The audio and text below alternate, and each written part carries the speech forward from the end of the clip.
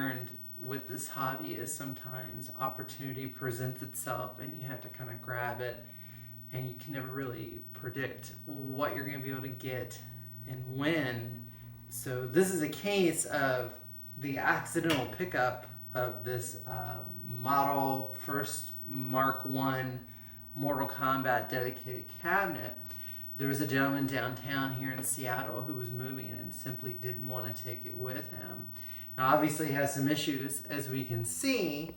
We have a monitor that's in desperate need of work. It has this big huge wave on it. It needs a new cap kit. It needs a new flyback probably. We'll take care of that because it just looks terrible.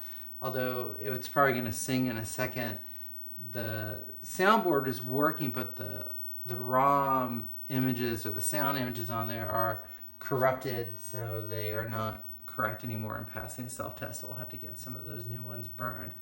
Otherwise, it's in pretty decent shape. The front, we'll replace this artwork on the front. We'll get new T-molding. I'm going to paint this front. It's pretty dinged up. But the sides and the control panel and the marquee and the bezel are in surprisingly nice shape. The artwork looks really nice. You know, this game, sometimes we think about these games nostalgia-wise, and you're like, oh, it wasn't that long ago when this game came out, but it's 25 years old, 26 years old now, this game. So it's getting up there in years, especially after years of use and abuse. It was kind of amazing. Inside the cabinet was the original folder. Even though it's a midway game, at this point Williams actually was kind of the same company. So you have the original manual, you have the monitor manual, you also have replacement bulbs from the factory for the coin doors that were never used. You have the new game information card, so I can send it back to Williams to tell them what I think of Mortal Kombat. I'm sure they're very interested at this point. And a work order from Triple H Amusements, which I'm guessing at one point owned this game and it was on route, and the last date was 2010, so this game hasn't been serviced in 8 years professionally if we go by this, and it looks like they did quite a bit of stuff. So if you've never seen one of these cabinets, it's kind of interesting because to me it's very similar to the cabinet they used in Smash TV and Total Carnage, but one of the neat things is there's a little door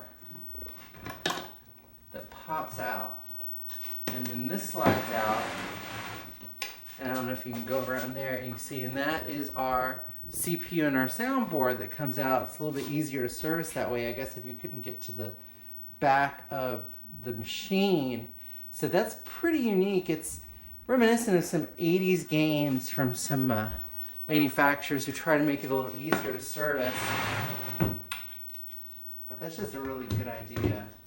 And this is right before the era before we start seeing games go to hard drives.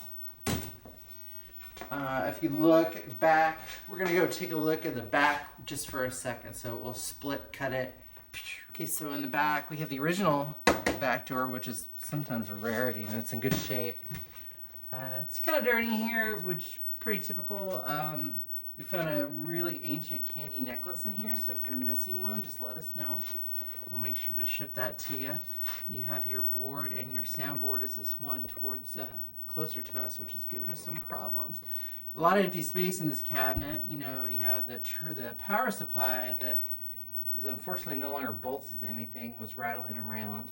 Shame on me for not checking that before I put it in that car. And then we have this monitor, which is made by a company called Sharp Image. From what I've read, these games came either with the Sharp Image monitor or the 7000 series Wells Gardner, which is a monitor we have in a couple of other machines in our collection. The flyback sounds like a terrible dying electric car when it first starts up, so we'll definitely be replacing that, recapping it, and that should get rid of most of our problems with the monitor.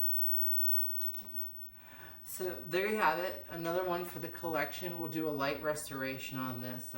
Luckily they make these replacement graphics for the fronts and the sides. We'll put some new T-molding on it. The control panel is actually in really great shape, like we stated before. I'll repaint the front. It's, you know, obviously a lot of probably angry kids kicking the machine over the years. upset that Scorpion beat them or whatever. The biggest thing will be the monitor and the soundboard, but this should be a really nice game. And you don't see a lot of first generation Mortal Kombat machines. These were often converted to Mortal Kombat 2, or even one of the thousands of other bootleg fighters at Mortal Kombat, like Tattoo Assassins, or all those terrible games that nobody remembers because everyone really just wanted to play the violence in Mortal Kombat and piss off their parents by playing Mortal Kombat, I guess. So there you go. It should be a neat machine, and it's a neat addition to the collection. And we will see you next time.